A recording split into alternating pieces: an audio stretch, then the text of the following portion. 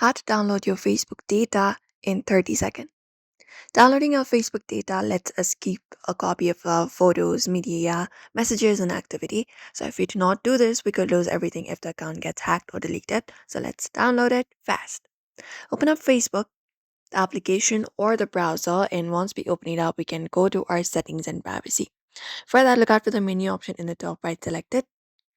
And within there, you may just scroll down and find the option of settings and privacy. Drop it down and then select the settings option from the given menu that pops up. Now, once we access our settings, what we need to do is basically go to the Meta's account center, tap on it, and within there we'll be finding different options. We need to scroll down and go to the section for your information and permissions. Select it, and once we select it, we can download the information. So we can tap on this option called export your information. And once we do so, we can download or transfer the information. We can select up the date range, the format, and quality. So we can tap on create export.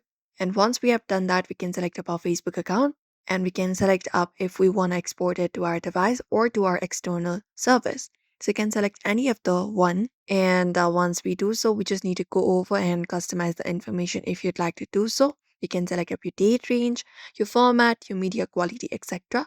And once it is done, you can even uh, notify your email address. You can change it up if you prefer, and you can tap on this option called Start Export. And once it is done, you need to enter up your password to continue with the process.